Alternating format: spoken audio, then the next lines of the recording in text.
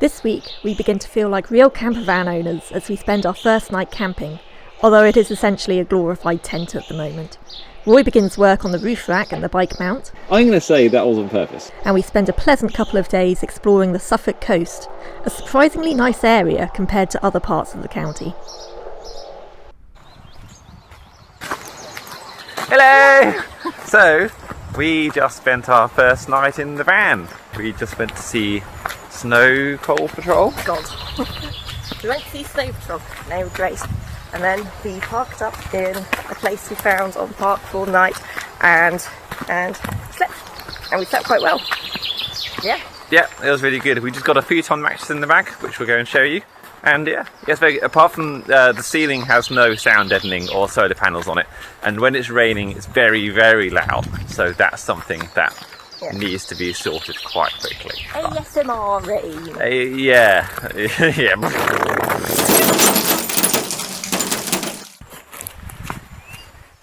This is the bird app. This is Merlin ID, and it tells you what birds it can hear. There we go. We don't get these in Newmarket. Cold tit lol. Oh, This is the setup. you didn't tidy up or anything. No. This is the setup. It's pretty good. Yeah, so from here it can only be an improvement. So in order to allow us to mount some solar panels, I need some roof rack mounts, and I decided to make some.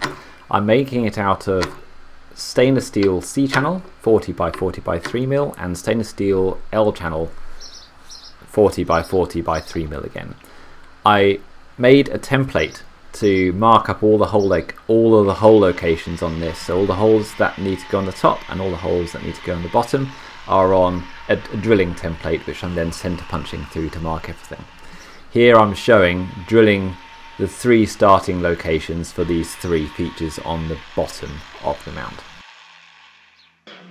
Okay, I'm very glad that I only made one of these before I found the mistake in my order of operations. So I've written down exactly how to do it, and I got it wrong because these are supposed to be like this, and the holes line up. But they line up when they're here, and that's because my instructions should have said scribe this 5mm, cut this off, then put this on it, and then transfer punch through. Then the holes will be in the right place. This is what I should have done. I'm now scribing a 5mm cut off from the default size of the C channel and cutting it off, because as you can see the top overlaps the bottom. I'm now looking at the clamping plate. This comes out 40 by 40 from the factory. It needs to be 10mm on this lip, and it needs to be 32mm on the other dimension, so I get that cut out. I then place that onto this part and I center punch through, because I want these holes to line up. They need to line up top and bottom, and the best way to do that is to center punch them through the existing holes. With center punching done, I can now drill these holes out of the clamping plate. Now, drilling stainless is tricky. You want to use slow speeds, constant cooling, sharp drill bit, and cross your fingers. It's possible, but it's not easy.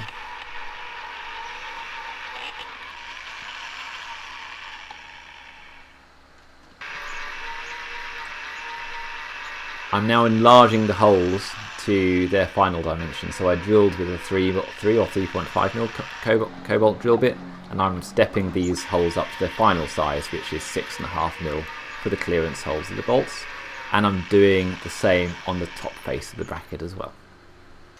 That's how it's supposed to be. Lines up. Lovely. Excellent. So, I hope that's the last mistake I make with this, because I'm now all out of spares. So, yeah, I'm going to finish this off, put the little slot up here. When that slot's up there, this is finished, and then I'll test it on the van. Okay, here we go. Here we go. That's promising. Oh yes, that's gonna work. That is gonna work. I could probably do with cutting this slightly shorter, this leg. I'll do that on the next one. Excellent, that's really good.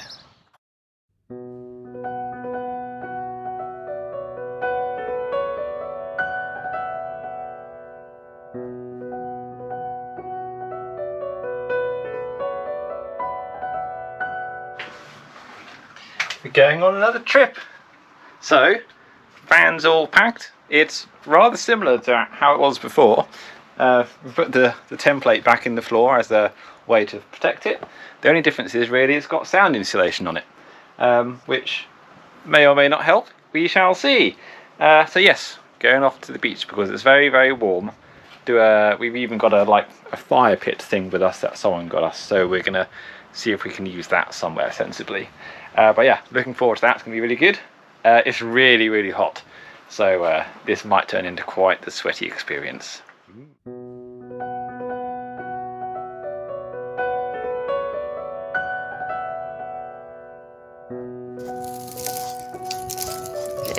Jesus.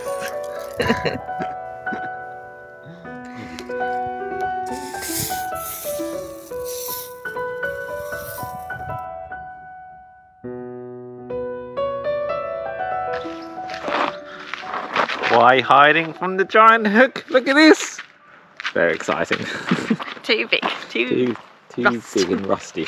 So we're at a park up type thing. We just pull off the side of the road by the beachy bit, and it's quite nice. The road is really, really quiet, so that's good. I found a big giant rusty hook, so that's always a big advantage, and we're just having something to eat, so this hopefully will work quite well. Oh yes!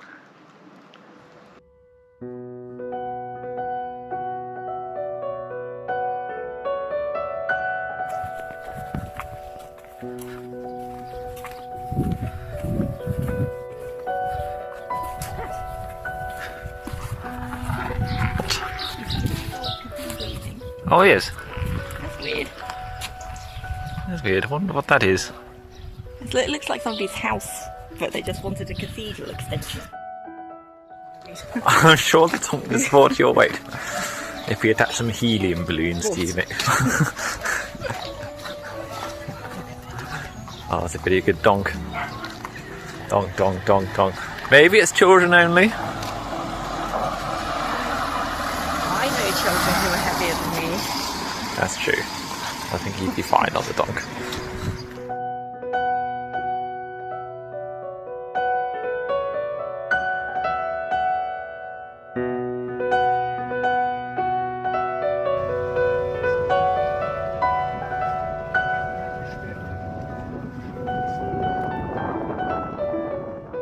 I reckon we could swim now.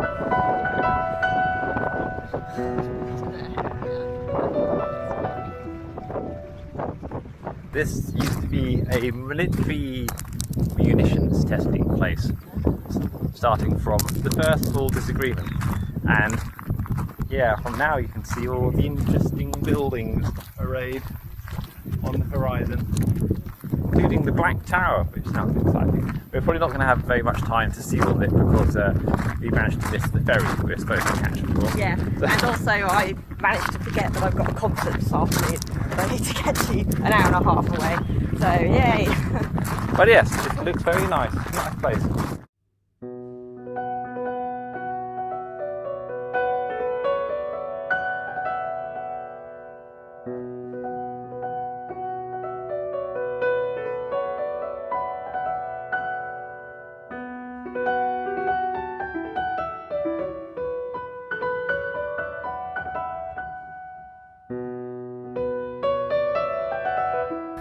I was wrong, it's not the Black Tower, it's the Black Beacon. Beacon. Black Beacon. The Black Beacon of Barradur. Let's do that again.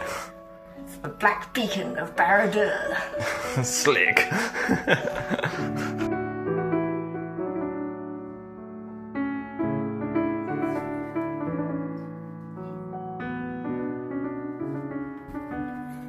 I guess this was an actual lookout point or something, which is now useful as a Twitch's what's it. Old Twitch's what's it. What's a Twitch's what's it? Is that a battery? That's a battery. It is a battery, so they've got diesel generation fuel tank battery, and just over here by the Concerto 360, which I've never heard of before, they've got a solar array just in the distance. Very good. You've got hybrid power. Well, that makes sense. I'm impressed.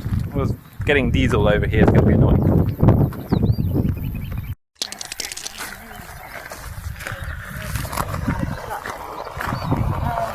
Unhappy.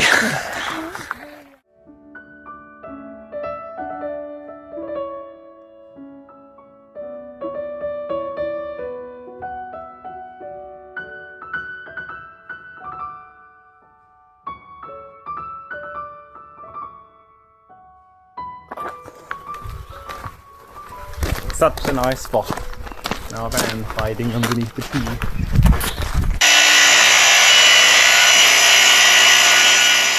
The grand plan has always been to try and get 2 giant e-bikes into the van and still have space for us.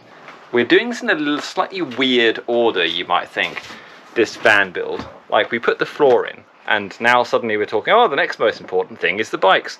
Now, the reason I'm doing this is because the bikes define the height of the bed. So, I really need to have the whole bike storage thing mocked up in the van in its final dimensions so that we can work out how high/low we can make the bed. So the lower the better, because the higher the bed is, the higher the kitchen units are going to be. They're already a little bit higher than they should be. And yeah, generally, everything kind of revolves around these bikes. So, get the bikes in, off we go. This is the plan. Bike mount. We'll get a better one. 18mm ply. L bracket, L angle, aluminium, quite thick. Bit too thick probably, but it'll be fine. This is going to get routed out. I've already marked on the top where that's going to happen. So it's kind of like, so this will be flush on the bottom. And then this is the bit which is going to screw down into the bottom of the van. And between it will be one of these fully extending drawer slides. So the idea is this middle bit with the bikes on, slides out, take your bike off, nice and easy, slide it back in, lock everything up. Good to go.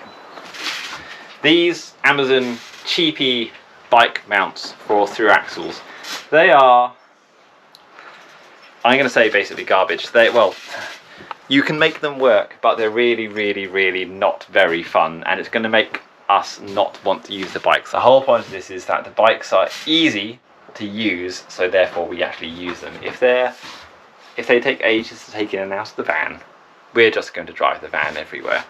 So the problem with these bike mounts is when you try and drop the suspension fork onto these bike mounts, they just often slip past these. These aren't quite wide enough. These are what is considered the correct width for the through axle, but maybe because these are suspension forks, maybe there's a bit of flex here, right? So when you take the wheel off, these suspension forks like sort of come out like 5mm or something, which means they slip over this, they fall off the mounts before you put the through axle on, and they're just in general really annoying.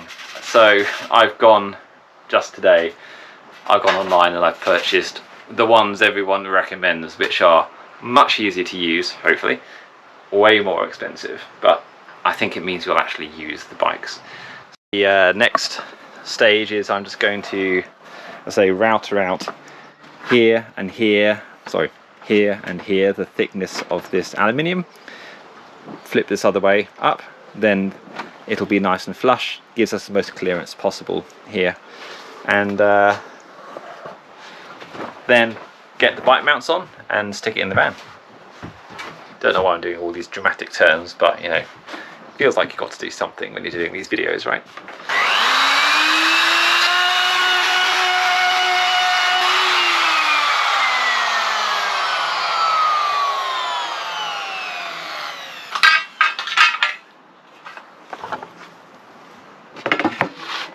yeah, you can see where I kind of messed up at the beginning.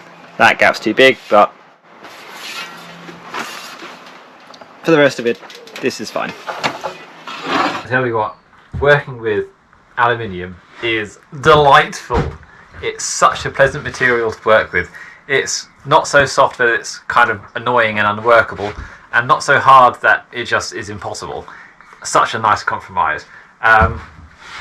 There's a trick which I have heard about, which is if you're some cutting tools, grinding cutting tools like discs, tend to gum up, and the idea is you can use soap in order to stop that from happening, and that has been working a treat. So you find your best possible soap and don't tell your wife. So that she goes, "Where's the soap from the kitchen?" And I say, "It's next to the angle grinder."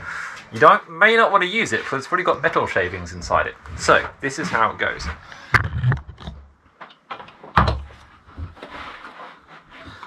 Safety equipment.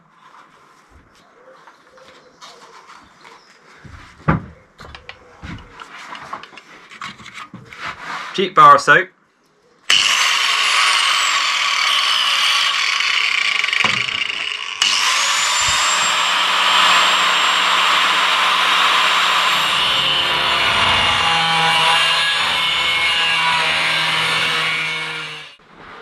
Something else I have learnt from a YouTuber called Blondie Hacks is if you're putting a radius on a sharp edge with a file, which is really easy to do with aluminium, you don't do it in lots of bits. You do like one continuous smooth motion over the edge, and you get a much nicer result.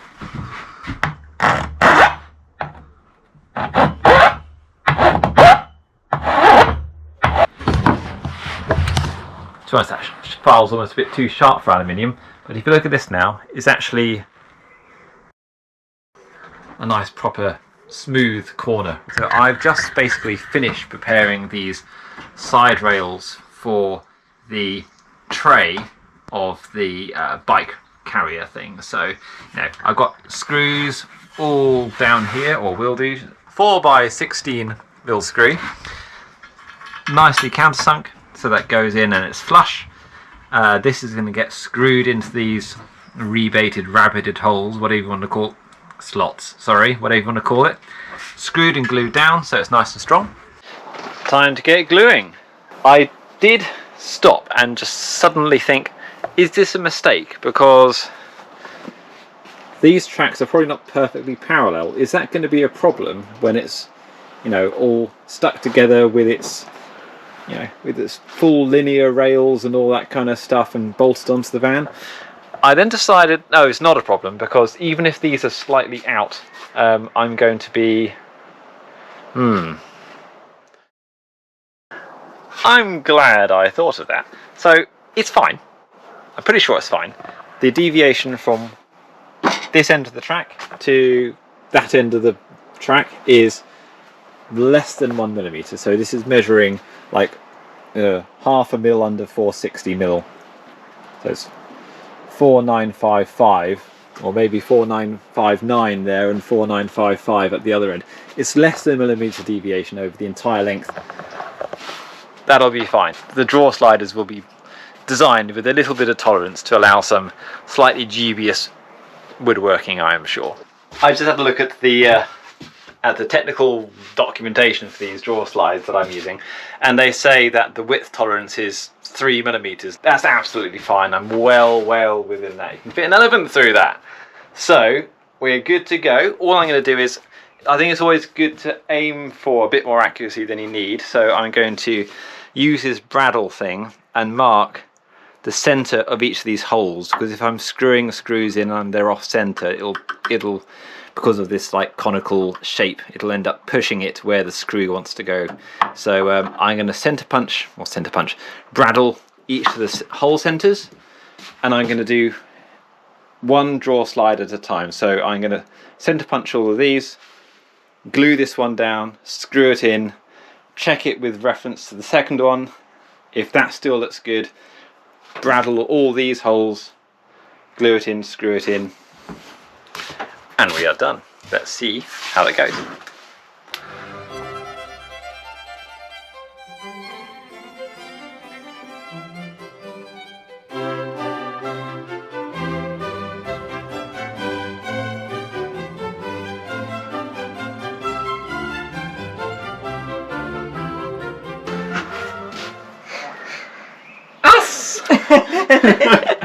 So where I'm going to leave it today, these are now bolted roughly in place. All I've got to do now is drill through for the screw fixings which are going to go through. I would do that now, but it's a little bit of a faff. The screws are very slightly too long, so I'm going to drill pilot holes, screw in the screws a bit, take them out, shorten the screws, drive them home, and then bikes on a slide.